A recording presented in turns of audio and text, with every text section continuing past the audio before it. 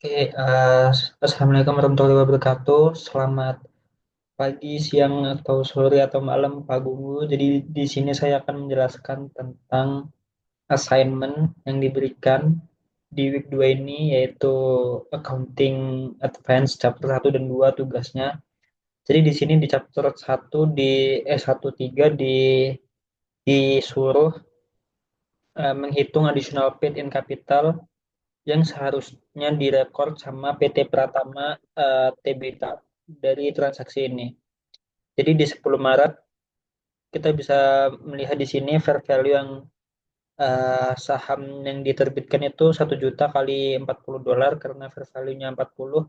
Jadi di sini totalnya 40 juta, terus di sini juga par value nilai nominalnya yaitu 1 juta kali 20 karena par value-nya 20. Jadi 20 juta, terus ini additional paid in capital before deducted cost, berarti sebelum dikurangin cost totalnya 20 juta, dari fair value dikurangi per value. Terus untuk yang deducted cost-nya, di sini ada mendaftarkan dan menerbitkan sekuritas 200.000, lalu juga memprint share saham sebesar 50.000, dan juga mendeliver sekuritas sebesar sebesar 20.000. Jadi total cost yang bakal dikurangi nanti sebesar 270.000. Dan di sini notes, biaya accountants sama transferring aset nggak dimasukkan dalam perhitungan karena nggak berhubungan langsung sama penerbitan saham. Nah, di sini kita langsung menghitung final additional paid in capitalnya, yaitu 20 juta dapat dari di atas dikurangi 270.000. Jadi final uppick-nya kita dapat 19.730.000.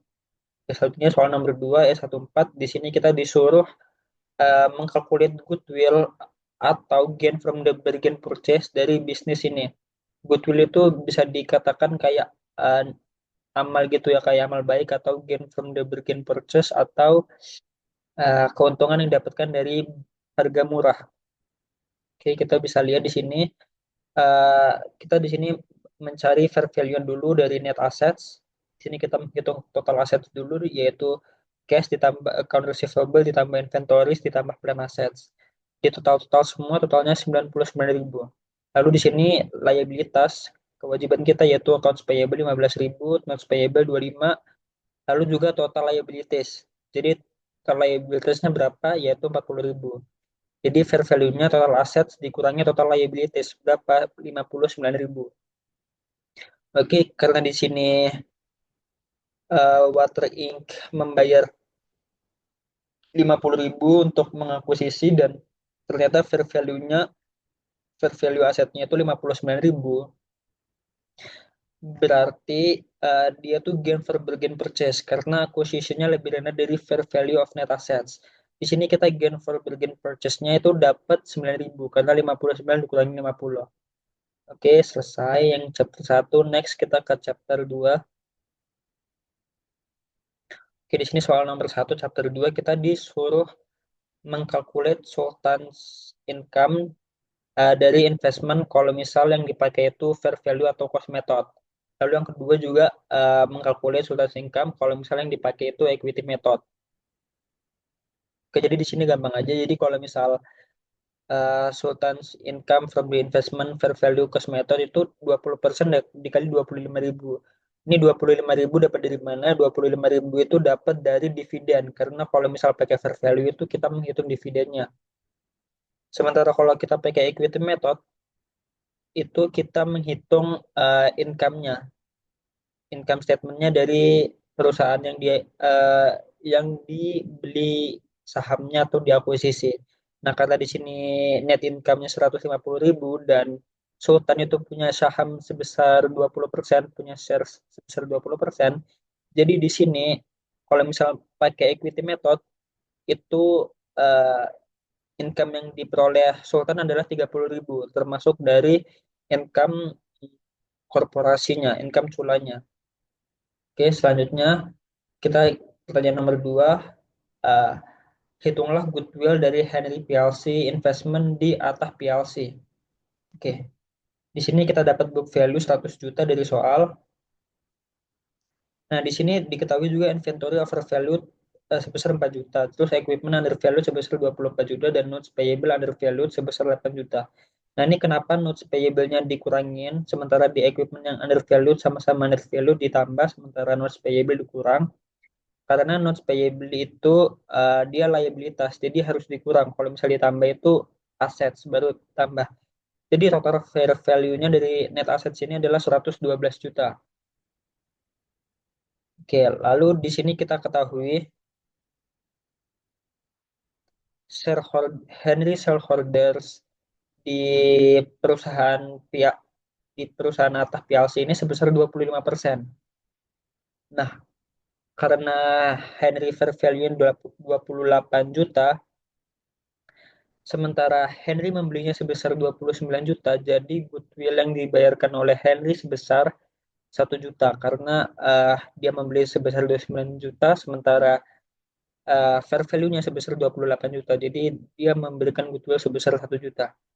Oke, langsung saja soal ke 3 di chapter 2. Di sini kita soal pertama yaitu buatlah journal entries yang berkaitan dengan akun di Pop Investment di Son Corporation tahun 2017 dan juga tentukan correct balance dari Pop Investment in Son account di Desember 31 2017 dan juga pertanyaan terakhir yaitu asumsikan Pop net income di 2017 berisi 4 juta sales dan 2 juta 800 expenses.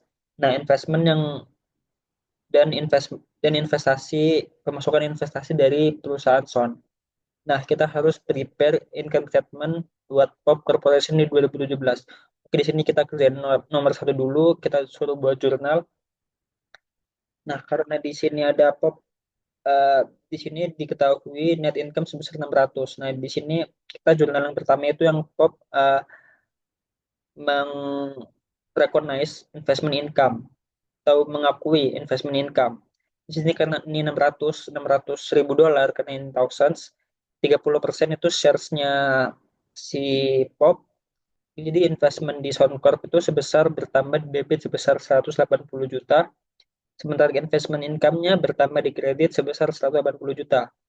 Nah, ini karena ada dividen juga yang dibagikan sebesar 400 ribu dolar dan Pop mempunyai 30% shares, jadi Pop mendapatkan 120 ribu 120 ribu cash karena diberikan dividen, tetapi investmentnya di Soundcorp berkurang 120 ribu karena dividen diambil dari laba. Sementara kalau misalnya pakai equity method dan uh, kalau misalnya pakai equity method investmentnya itu berkurang karena uh, dividennya diambil dari investasi. Oke, selanjutnya inventory adjustment. Di sini juga ada inventory adjustment, yaitu yang ini yang price paid by Pop reflected the fact that Sons inventory was overvalued by 200 ribu. Oke, jadi di sini inventory-nya overvalued sebesar 200 ribu.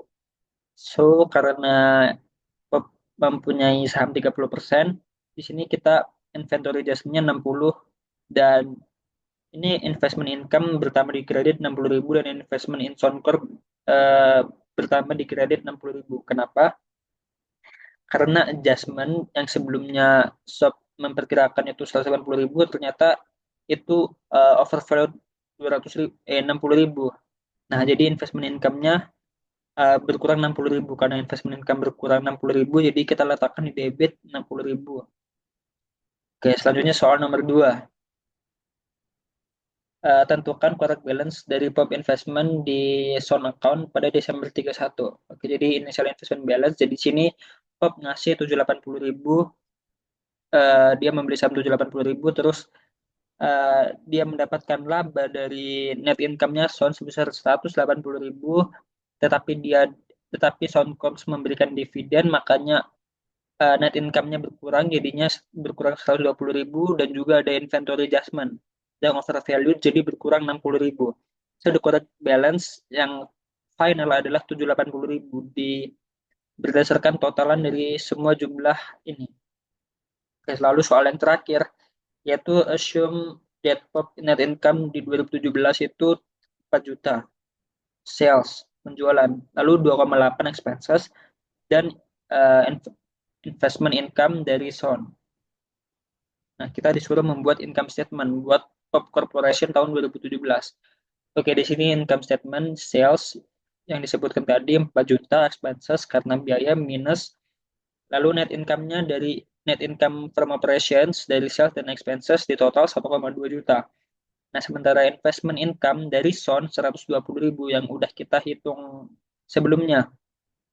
Nih, dari pemrograman investment income dikurangi inventory adjustment. Jadi 180 dikurang 60. Kenapa share dividend nggak masuk? Karena share dividend nggak eh, terkoneksi dengan income. Karena yang terkoneksi dengan income itu cuman investment income dan inventory adjustment. Karena ini adjustment dari investment income. Oke. Jadi di total adalah 1,2 ditambah 120, yaitu 1,320. Oke, mungkin segitu aja dari saya. Wassalamualaikum warahmatullahi wabarakatuh.